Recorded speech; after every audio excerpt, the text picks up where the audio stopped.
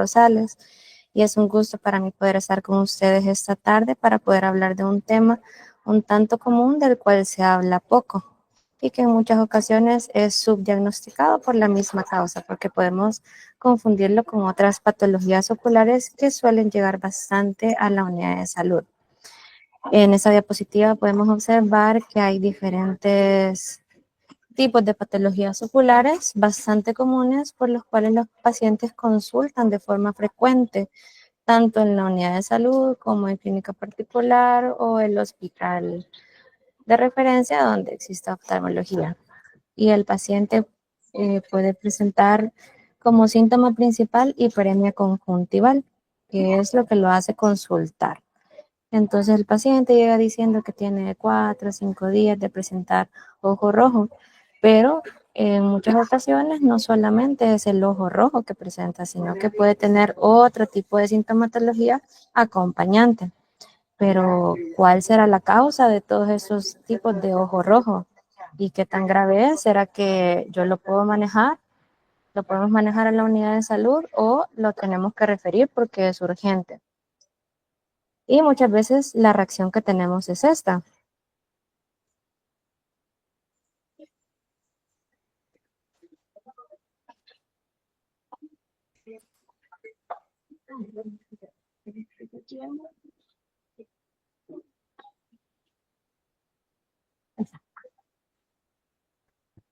Es esta la reacción que podemos tener. Nos genera ansiedad porque no sabemos qué es lo que tiene el paciente, no sabemos si nosotros iniciarle el tratamiento, si debemos referirlo, si podemos equivocarnos con el tratamiento que le podemos dar, si dejarle lágrimas, nafazolina o qué le dejamos.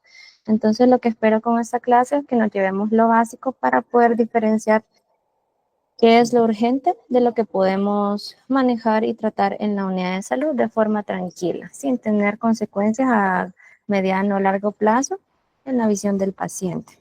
Y es por eso que vamos a hablar ahora y nos vamos a enfocar en uno de estos tipos de ojo rojo que es la epiescleritis. Para recordar un poco acerca de anatomía del globo ocular, recordemos que este consta de 3 capas. La capa externa está compuesta tanto por la córnea, la unión córneo-escleral, que es en el limbo, y luego está la esclera. En la capa intermedia, esa está formada, se llama tracto uveal, que está formado tanto por el iris, que en esta parte de aquí pues es azul, y luego se une con los procesos ciliares, que son los encargados de producir el humor acuoso, que va a la cámara anterior, la cámara posterior, así como que participa en la acomodación del cristalino, para poder enfocar tanto lo lejos como lo cerca. Y luego en la parte posterior, siguiendo los procesos ciliares, está la coroides, que es la capa vascular del ojito.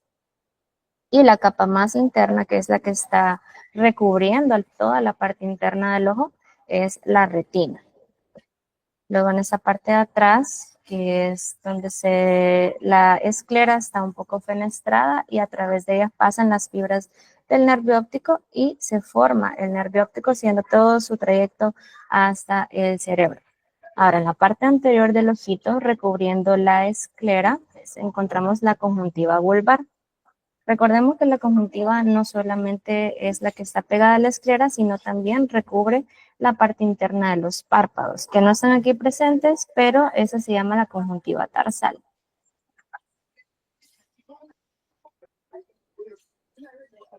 Ahora, para efectos de esta clase nos vamos a enfocar específicamente en la esclera, que es toda esa capa que va a formar la estructura del globo ocular.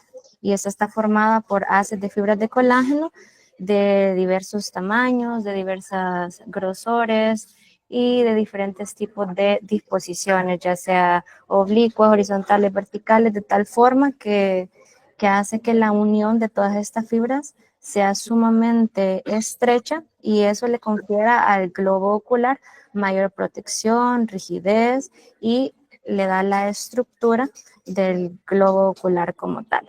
Ahora, la esclera está formada por 3 partes. La parte más superficial es la epiesclera, o sea que está sobre la esclera, pero En este caso, estamos hablando como esclera del estroma escleral.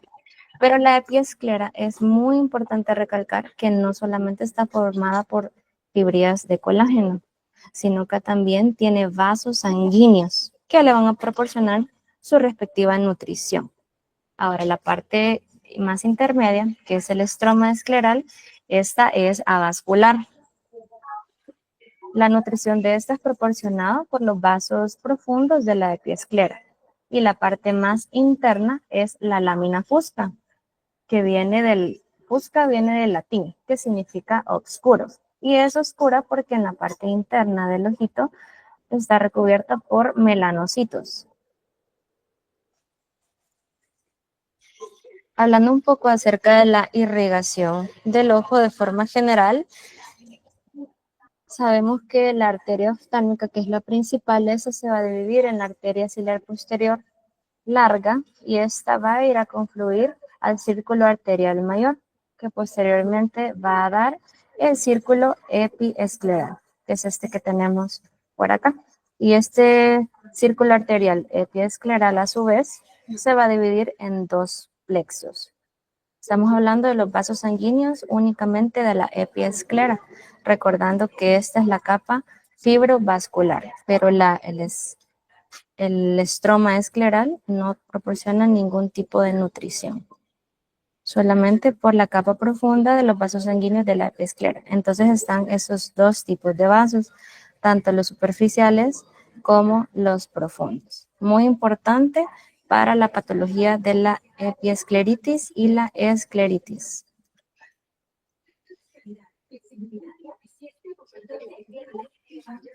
Ahora, ¿qué es la epiescleritis? Como bien lo dice su nombre, itis, o sea, una inflamación aguda y por suerte benigna de la epiesclera, que en la mayoría de los casos suele ser unilateral del 66 al 80%, dependiendo de la literatura, o bilateral en el 33% de los casos. Y de estos hay dos tipos. Está la simple o difusa en un 70% o está el tipo nodular, que es en un 30%, y esta es la forma más sintomática. Pero ¿cómo vamos a saber de qué tipo es? Si simple o nodular. En esta fotografía que les he adjuntado por acá, podemos ver que en donde se refleja este pequeño destello luminoso, está el nódulo. Entonces, en los casos en los que haya una hiperemia conjuntival marcada con la presencia de un nodulito, podemos decir que se trata de una epiescleritis de tipo nodular, mientras que si no está la presencia de ese nódulo, es una epiescleritis simple o difusa. Ahora, hablando un poco acerca de la epidemiología, por suerte esta enfermedad es transitoria, ya que suele durar de 2 a 21 días, o sea, unas 3 semanas. Suele afectar principalmente a adultos de 20 a 50 años y desgraciadamente afecta más que todo a mujeres. Y es muy importante saber e identificar correctamente esta enfermedad porque esta suele ser recurrente, por lo que hay que explicarle a la paciente o al paciente que en caso de que lo llegáramos a diagnosticar de forma correcta, el paciente pudiese volver a padecer de lo mismo en un periodo de tiempo considerable. Pudiera ser a los 6 meses, al año, ahí dependiendo de cada caso, pero el paciente lo importante es que esté consciente de cuáles son todas esas manifestaciones clínicas que presentó en este momento para que lo hagan acudir una segunda ocasión de forma rápida y oportuna. Si bien es una manifestación benigna, pero suele tener todo un trasfondo en algunos casos que vamos a ver más adelante. Ahora, ¿qué va a presentar el paciente? ¿Qué es lo que él va a sentir y por qué va a consultar? Lo primero es porque el ojo se le puso rojo. En algunos casos, el paciente pudiera llegar a presentar cierta malestar a nivel ocular, pudiera tener leve dolor, cuando tocamos el ojito pudiera tener cierta sensibilidad y en algunos casos que el ojito le lagrimea. Pero algo que sí tenemos que tomar en cuenta que el paciente no debe de presentar, porque si no, esa es otra cosa y son signos de alarma, es que no debe de presentar disminución de visión, porque si no es otra cosa. No debe de presentar fotofobia, o sea, una reacción al estímulo luminoso bastante fuerte en el que el paciente no pueda ni abrir los ojitos de tanto que le molesta la luz. No debe de presentar secreción ocular, ni tampoco dolor ocular severo que se pudiera o no acompañar de náuseas, vómitos o incluso dolor de cabeza, porque todas esas manifestaciones clínicas nos hacen pensar ya en otras patologías oculares más graves que tenemos que tomar en cuenta para referir al paciente de forma oportuna y que no tenemos que darle tratamiento en ese momento. Ahora, la etiología, ¿qué es lo que lo causa? Desgraciadamente, la mayoría de los casos se desconoce qué es lo que lo provoca, o sea que les ponemos el nombre de idiopáticos. Pero del 26 al 36% de los casos podemos encontrar que el paciente ya comienza a presentar ciertas manifestaciones de algunas enfermedades autoinmunes o de origen vascular del colágeno, enfermedades como artritis reumatoidea, colitis ulcerativa, enfermedad de Crohn, lupus eritematoso sistémico, artritis psoriásica, gota, poliarteritis nodosa, entre otros tipos de enfermedades. Y también en casos, pero menos comúnmente vistos, en infecciones como la enfermedad de Lyme, el arañazo del gato, sífilis, infecciones por el herpes zóster, herpes simple, tuberculosis, entre otros tipos de infecciones. Entonces, todas esas causas es de investigarlas en los pacientes que tenemos por primera vez con sospecha de una epiescleritis, porque si bien es una patología benigna, pero como les mencioné, tienen todos o la mayoría de un trasfondo que hay que investigar. Pero ¿qué pasa? ¿Qué pasa a nivel microscópico? No es más que una inflamación de los vasos sanguíneos de la epiesclera. Entonces, como están inflamados, hay bastante agregación y activación de las células inmunitarias como los linfocitos y los macrófagos. Y esos mismos van a liberar mediadores inflamatorios que van a su vez a agregar y llamar más leucocitos, y eso aumenta la permeabilidad vascular y todo eso hace que el ojito se vea más inflamado y rojo. Entonces es un ciclo de inflamación que es autolimitado. ¿Cómo vamos a evaluar al paciente? Primero, en la unidad de salud tenemos que tomar en cuenta todo lo que les he mencionado, ver hace cuánto tiempo, historiarlo bien, ver hace cuánto tiempo le comenzó el ojo rojo, ver si hay sintomatología como de signos de alarma acompañantes, ya sea disminución de visión, dolor ocular severo, náuseas, vómitos, todo eso que nos haga sospechar que no se trate de una simple escleritis y que ponga en peligro la visión del paciente a mediano o largo plazo. Aparte, la evaluación del paciente comienza desde que el paciente entra a nuestro consultorio.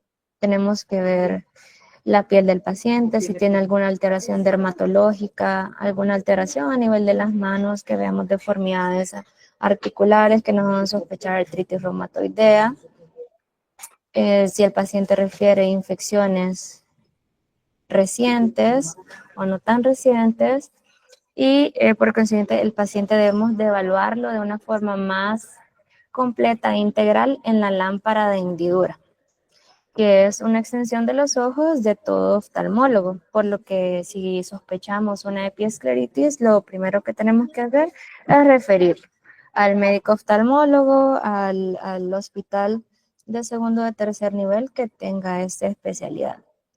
Al paciente lo evaluamos en la lámpara de hendidura y vemos esos vasos sanguíneos congestionados, pero algo que sí tenemos que saber bien es que tenemos que diferenciar si los vasos sanguíneos congestionados están del plexo superficial o del plexo profundo, porque si los del plexo profundo están afectados, más que una epiescleritis, pudiera ser que se trate de una escleritis. Y eso, con eso sí tenemos que correr, porque el paciente pudiera llegar a perder el ojo por una escleritis. En el caso que nosotros sospechemos que se trate de una epiescleritis, tenemos esta gotita que se llama tropicamida y clorhidrato de fenilefrina, el componente que nos va a ayudar a distinguir esta enfermedad de una epiescleritis con una escleritis, perdón, es la fenilefrina, porque es un vasoconstrictor muy potente que actúa a nivel de los receptores alfa 1. Entonces lo que hace, es que los vasos sanguíneos se van a contraer y por lo tanto la esclera se va a blanquear completamente. Lo instilamos, esperamos unos 10 a 15 minutos y si la esclera se ve blanquita, entonces el caso se trataba de una epiescleritis. En el caso de que instilamos la ATP y no se blanquea el ojo, entonces pudiera ser que se trate de una escleritis. Algo que sí debo de recalcar es que el TP no debe de ser utilizado sin receta de oftalmólogo, porque el TP puede tener otro tipo de consecuencias a nivel ocular, como un glaucoma, un ataque agudo de glaucoma, que podemos provocar bloqueo pupilar si no evaluamos correctamente al paciente en la lámpara de hendidura. Por lo tanto, desaconsejo el uso de esta en la unidad de salud. ¿Cuál va a ser el tratamiento? Como la mayoría de los casos son leves y autolimitados, pudiera ser que el paciente ni siquiera llegue a consultar, pero en los casos que sí llegue a consultar, algunos pudieran presentar manifestaciones como dolor ocular leve. Para eso podemos dejar lágrimas artificiales, de preferencia que estas estén refrigeradas, y la dosificación es de 1 gota cada 6 horas mínimo, y así el paciente va a tener su ojo bien lubricado y va a sentir una sensación de frescura, ya que las lagrimitas estaban refrigeradas. Adicional a esto, esteroides tópicos de uso oftalmológico únicamente. Los esteroides no deberían de ser recetados en la unidad de salud, ya que difícilmente se puede evaluar de forma integral el globo ocular. Los esteroides tópicos para el caso de la epiescleritis comenzamos con dosis leves de esteroides un poco suaves, y conforme a la severidad del caso y la evolución del paciente vamos dejando esteroides un poco más fuertes como la prednisolona, pero eso únicamente por médico oftalmólogo, ya que los esteroides tópicos pueden tener muchos efectos secundarios como la catarata y el glaucoma. Y en caso de que el paciente ya tenga glaucoma y no lo sepa y nosotros le dejamos esteroides, entonces podemos empeorar el caso del glaucoma. Adicional a los esteroides, o en caso de que no podamos dejar los esteroides, podemos optar por tanto AINES tópicos como orales, como el diclofenac. Hay ciertos diagnósticos diferenciales que tenemos que tomar en cuenta, que son prácticamente los que les había mencionado en la primera diapositiva de los diferentes ojitos rojos. El primero de ellos, conjuntivitis, una patología ocular que el paciente consulta con bastante frecuencia y la mayoría de los pacientes lo presenta por X motivo. Tenemos que tomar en cuenta cuáles son los síntomas principales que presenta esta clase de pacientes. Primero, secreción ocular. Algunos dicen que sienten como que tuvieran arenilla o que tuvieran basurita. Esa es la sensación de cuerpo extraño, prurito ocular y la hiperemia conjuntival, que esta va a ser difusa, localizada principalmente en los fornixes. Con respecto a la epiescleritis, los síntomas ya habíamos mencionado, puede ser que no tenga nada o un poco malestar. La localización de la inyección conjuntival, esta puede ser tanto simple o nodular. Si presenta el nódulo, le ponemos el nombre de nodular. Si no presenta nódulo, de difusa o simple. Y con el caso de la escleritis, aquí sí el paciente va a tener un dolor severo, lagrimeo que indica inflamación y fotofobia también inflamación. Y la localización de la inyección conjuntival suele ser similar, difusa o nodular. ¿Cómo se van a ver? ¿Qué color van a tener? La conjuntivitis roja, epiescleritis de igual forma roja, y la escleritis, aquí sí cambia la cosa, porque se va a ver una coloración púrpura. Recordemos lo que les había mencionado al principio de la presentación, en la que la esclera está compuesta de fibras de colágeno, pero en la escleritis la esclera va a estar tan inflamada que esos haces de fibra colágena se van a hacer un poco más anchos y se van a separar, exponiendo la capa que le sigue a la esclera. Entonces se vería la parte del tracto uveal y por eso se ve púrpura. Ya la vamos a ver en otra fotografía. En la conjuntivitis no va a haber dolor a la palpación, en la epiescleritis puede o no haber, pero de forma leve, y en la escleritis sí hay dolor medio, toca uno al paciente. Si se va a blanquear o no con la fenilefrina, la conjuntivitis pudiese ser que sí, pero hay que tener también en cuenta las otras manifestaciones clínicas, o sea, secreción, prurito. En la epiescleritis sí se va a blanquear, que es lo que nos lo va a diferenciar de la escleritis, que es la que no se blanquea. Otro tipo de hallazgos en la conjuntivitis, podemos tener folículos, quemosis, que es la acumulación de líquido seroso debajo de la conjuntiva, queratopatía punctata. En la epiescleritis, raramente va a haber cicatrización de la córnea periférica y en la escleritis va a haber edema, adelgazamiento de la esclera, que es lo que nos va a exponer el tracto uveal o la capa uveal, y puede haber o no iritis y queratitis. Así se ven los diferentes casos que pueden consultar. La conjuntivitis en este caso es una blefaroconjuntivitis porque no es solo la hiperemia conjuntival, la secreción como tal, sino que también hay un edema de párpados. Entonces ya le ponemos el nombre de blefaroconjuntivitis. Y esos son los folículos que podemos ver en la conjuntiva tarsal o palpebral, que es la conjuntiva que está recubriendo la parte interna del párpado. La epiescleritis, esta sería nodular porque aquí está el nódulo, y la epiescleritis difusa o simple, que no hay presencia de nódulo.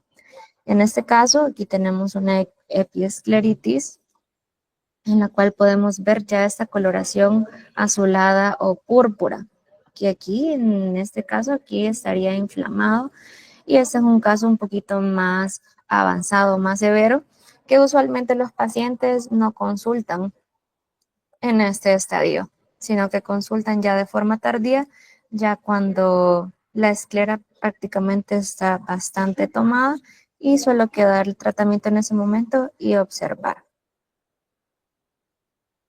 La uveitis, que es una inflamación de la uvea, que se clasifica en uveitis anterior, intermedia, posterior o panuveitis, que afecta todas las capas de la uvea. Aquí el paciente, si vemos la córnea, está muy diferente a esa que aquí se ve brillosa, pero aquí ya se ve opaca, o sea, hay un edema de la córnea. Vemos esto blanquecino que está aquí abajo, que le llamamos hipopión, que eso está en la cámara anterior, que puede ser tanto acumulación de células inflamatorias como de productos de desecho o de material purulento en la cámara anterior. Aparte de eso, que puede tener otros signos que nosotros evaluamos con mayor integridad en la lámpara de hendidura. Puede tener vitreitis, pero lo importante es saber reconocer que no todo ojo rojo puede ser conjuntivitis ni epiescleritis, sino que hay otras patologías aparte de los que ya mencionamos. El paciente aquí tiene disminución de visión, entonces es mejor no jugársela y referirlo en ese momento. Hemorragia subconjuntival bastante frecuente. En caso de que nos llegue un paciente de primera vez, preguntar con hemorragia subconjuntival. Importante conocer los antecedentes de este paciente, saber si padece de la diabetes, de la presión arterial, y en caso de que nos diga que no padezca nada, o incluso si padece de la presión arterial, vale la pena tomársela en ese momento para ver realmente qué tan elevada está, porque probablemente esa sea la causa. Además de esto, la hemorragia subconjuntival no solamente se ve en los casos de hipertensión, sino que puede ser por algún trauma o por una maniobra de Valsalva en la cual el paciente haya levantado algo pesado, haya hecho alguna fuerza, incluso estornudado. No es necesario tener una patología acompañante que produzca este cuadro de hemorragia subconjuntival. Este es un cuadro benigno. La hemorragia reabsorbe, así como cualquier hematoma, pero sí es importante saber si el paciente presenta o no disminución de agudeza visual o dolor. En esos casos hay que referirlos. Y otra patología bastante, o condición más bien, bastante frecuente en nuestra población que se expone mucho al sol por mucho tiempo, los jornaleros, agricultores, es el terigión, en el cual es un sobrecrecimiento anormal de la conjuntiva en forma de abanico que va desde la esclera hacia la córnea. Y conforme a la exposición solar o al humo, a irritantes, químicos, polvo, esta va avanzando y puede llegar a avanzar tanto que cubre incluso la pupila. Entonces, entre más tiempo tiene el paciente de tener el pterigión en el ojo, así es la cicatriz que va a dejar al momento de quitarlo. Por eso también hay que referirlos en caso de que el paciente note de que ya esté muy avanzado. El glaucoma agudo por cierre angular. Como habíamos hablado en la diapositiva de la anatomía ocular, el globo ocular está compuesto también por líquidos, está relleno por líquidos, tanto el humor acuoso que está en el segmento anterior como por el cuerpo vítreo o el humor vítreo que está en el segmento posterior. Esos son los que le dan la forma al ojo. Pero este líquido sigue un trayecto dentro del ojo, no se queda estancado. Entonces de la cámara posterior pasa a la cámara anterior y luego este se filtra a través de la malla trabecular y este se va drenando a través de ciertos canales. Pero hay algunos casos en los que ese trayecto normal se ve interrumpido o se ve obstruido. Entonces, en esos casos en los que el agua ya no puede fluir o el humor acuoso ya no puede fluir de forma normal o fisiológica, se estanca y la presión intraocular aumenta de tal forma de que produce un glaucoma agudo. Entonces el paciente no solamente va a tener ojo rojo, sino que va a tener mucho dolor, puede estar acompañado por náuseas, vómitos, dolores de cabeza bastante severos, que al paciente ni siquiera lo dejan dormir, pero lo principal es disminución de visión. Entonces, de igual forma, no hay que jugársela y refirámoslo a tiempo. No hay que dejarle nafasolina ni tobramicina con dexametasona. Es mejor referirlo. Para la unidad de salud, abordaje de paciente en la atención primaria. Lo primero que tenemos que hacer es una buena historia clínica, descartar lo benigno de lo maligno, por decirlo así, y tratar a su vez de identificar frente a qué estamos, haciéndole una buena historia clínica, preguntándole todas esas sintomatologías acompañantes, aparte de ojo rojo, que hemos tenido, ¿verdad? Disminución de visión, secreción, prurito, entre otras cosas. Lo segundo es nunca indicar esteroides ni nafasolina, principalmente los esteroides, que no sé realmente cuál es el esquema que hay en la unidad, si son antibióticos solos o si vienen en combinación con esteroides, pero lo ideal es no combinarlos con esteroides porque no sabemos si el paciente tenga glaucoma, porque nosotros le podemos preguntar, pero tal vez el paciente ni siquiera él sepa. Es de estudiarlo. Entonces, en caso de alguna conjuntivitis, es mejor tratarla únicamente con los antibióticos que tengamos, observarlo 3 días, si no mejora, referirlo. Y vamos a lo mismo, ¿verdad? Tratar si es leve. Si no tiene esos síntomas de alarma, lo podemos tratar. Si no, hay que referirlo. Y de igual forma, en caso de que no sepamos, tengamos dudas, referirlo o si tiene esos síntomas de alarma. Esa sería la bibliografía y muchas gracias por su atención. No sé si tienen alguna pregunta. Sí, si usted se lo aquí. Gracias por su disertación de mucha importancia. Dice. Voy a tener que salir el micrófono. Leslie Tatiana tiene levantada la mano. Ok. Yo tenía una consulta. Bueno, a mí, yo como Solo que estoy no haciendo el escucho aquí. servicio social, a mí me llegan bastantes pacientes con hemorragias Perdón, conjuntivales. Leslie.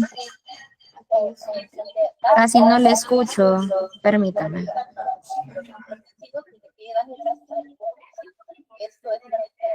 Hola, ahora sí.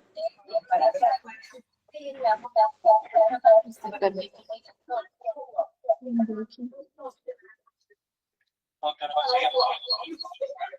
Dile ahora, dígale que Hola, Leslie. Hola, ¿me escucha? Hoy sí, hoy sí. Ah, vaya. Es que yo quería consultarle, yo estoy haciendo mi servicio social, pero tengo varios pacientes que llegan con hemorragia subconjuntival. Ujú. En ese caso, a ellos no se les puede dar nada, ¿verdad? Pero tampoco se pueden referir. ¿O usted qué me recomienda? Fíjese, doctora, que es una consulta bastante frecuente. El paciente más que todo se asusta porque se ve el ojo sumamente rojo, ¿verdad? Prácticamente de sangre lo que anda ahí. Pero es una patología, una condición benigna en la cual el ojito, pues poco a poco va resolviendo y reabsorbiendo la sangre.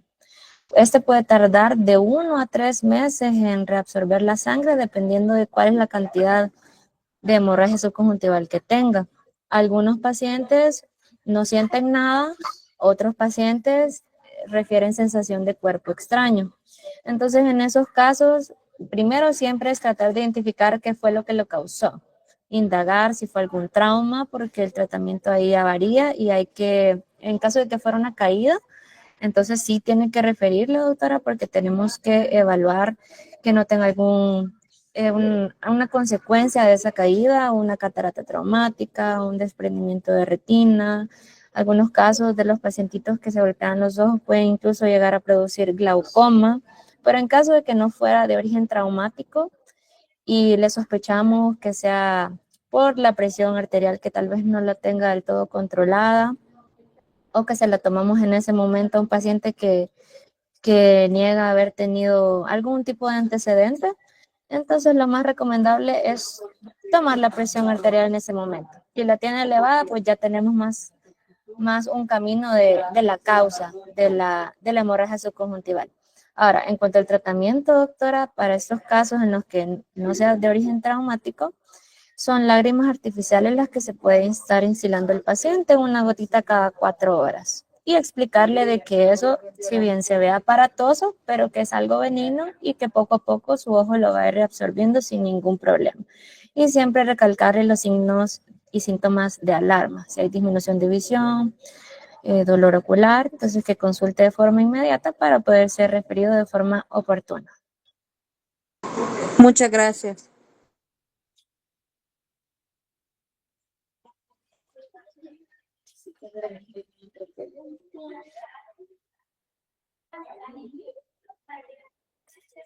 En el chat, Manuel Enrique dice, mencionó que solo en edades de 20 a 50 años, pero en niños jóvenes de 12 a 17 se puede presentar epiescleritis. No es que solamente se presente en esa edad, pero es el rango más frecuentemente visto. Pero sí pudiera estar un caso bien aislado en otro rango de edad.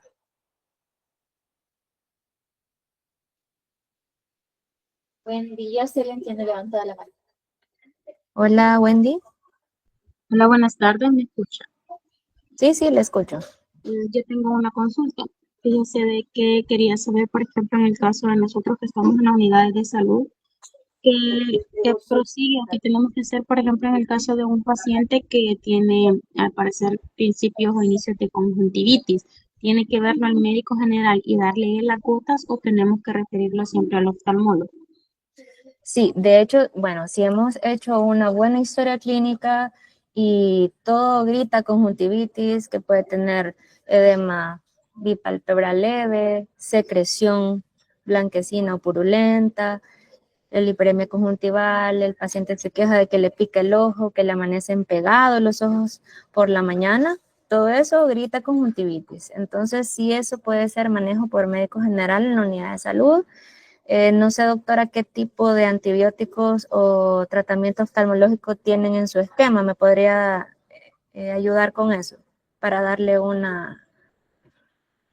Fíjese que ahí tendría que preguntar porque sí no sé realmente qué tipo de gotas manejan acá en la unidad de salud todavía.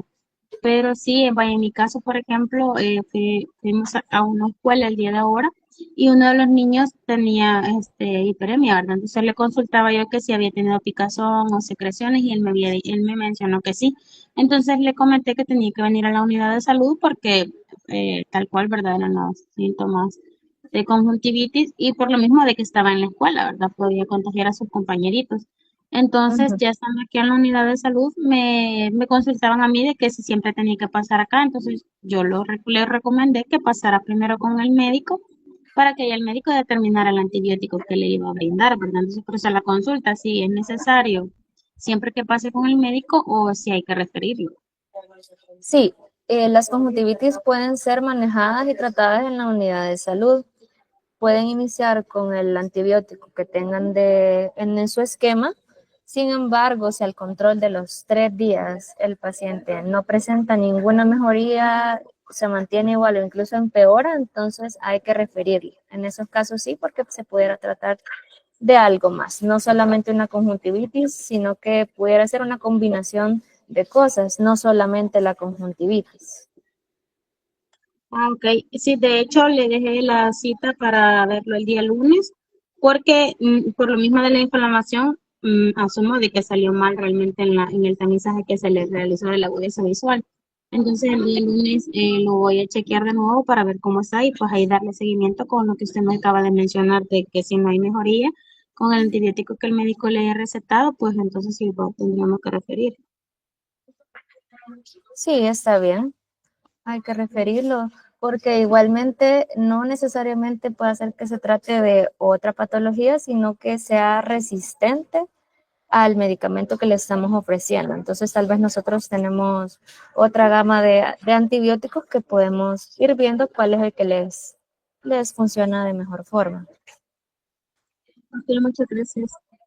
Bueno, ¿alguna otra pregunta? No, doctora, creo que eso sería todo. Ok, muchas gracias a todos. Gracias, feliz tarde.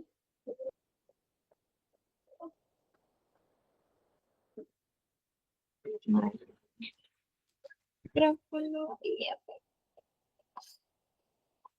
ajá, igual.